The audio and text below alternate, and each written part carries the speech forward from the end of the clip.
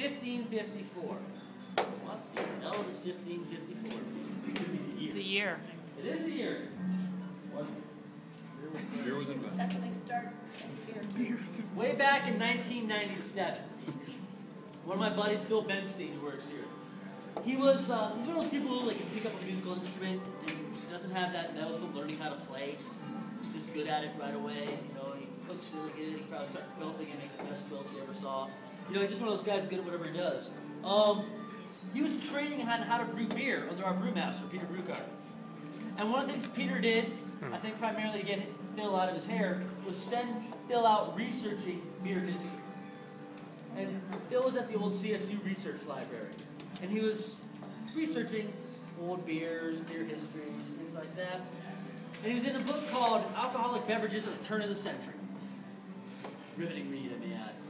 And as he's reading through this book, he sees a reference to extinct black Belgian beers. He'd never heard of a black Belgian beer. So he comes running back to talk to Peter. Peter was born in Belgium. Peter was a brewmaster in Belgium. Peter knows Belgium. He's like, Peter, tell me about these black Belgian beers. And Peter responds, there's no such thing as black Belgian beers. Peter's very Belgian. It's true. Phil's like, no, I saw it in a book. He's like, well, then bring me proof. The next day, is anyone here from Fort Collins? What happened in 97?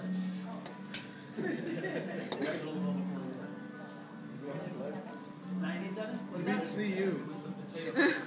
No. Back in 97, I was the mayor of Fort. No. Fort Collins had a flood in 1997. Spring Creek came about 10 feet over its banks. We lost lives. People lost their homes. It was a very tragic day. It was probably the worst natural disaster Fort Collins has had in recent times. We also lost the CSU Research Library, and we lost Phil's book, which is not nearly as tragic as people losing their lives and homes. But Phil could not go get proof of this black Belgian beer. So Peter didn't believe him. But Peter was going to a brewers' conference in Belgium. So he brought Phil along with him. And he's introducing Phil to all these people he knows in the Belgian brewing industry, which is just about everyone. He's like, hi, this is my apprentice, Phil. And Phil's like, hi, my name's Phil. Tell me about these black Belgian beers. So the response was, there's no such thing as black Belgian beers. But they admired his tenacity and his passion for what he was doing. So these brewers would then use their private libraries in their breweries. And Peter would go through researching, toiling over these books, and found absolutely nothing. So he finally convinced Peter to bring him to the Belgian National Archives in Brussels, where they're going down to those one-of-a-kind manuscripts. The only ones left in the world is one of those little research rooms. You have to have the cotton gloves on, the lab coats. Can't Xerox anything. You know, it's like these books are national treasures. Such national treasures, they have armed guards with them. As Phil said, it was the entire Belgian Navy. All 6 people. And as they're going through these books, in a tax ledger from 1554, they found a reference to black beers being sold in the common markets of Brussels. So now they know it exists. So they start going further and further back into the past. 1520, printing presses invented, so now handwritten manuscripts. Open them up, they smell like the plague. And Phil's going through them, and Phil and Peter found a recipe for black Belgian beer in a book from 1470. The drawback is you can't Xerox these books. You can't even bring pencils or pens or anything down because you can damage the books with them.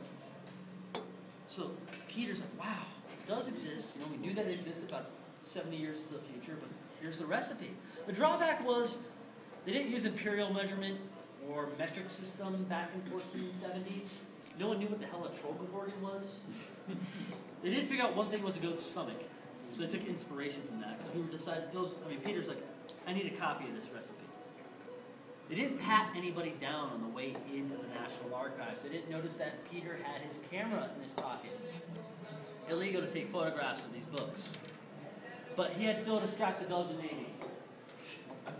And he pulls his camera out of his pocket and he takes a photograph, highly illegal photograph, of this book, forgetting to shut off the flash. Which not only damages the book, it alerts the Belgian Navy to the fact that he's taking a photograph. At which point, they're bodily dragged from the National Archives, thrown into the street. In the melee, no one bothered to confiscate the camera. I've seen the picture, it's kind of blurry.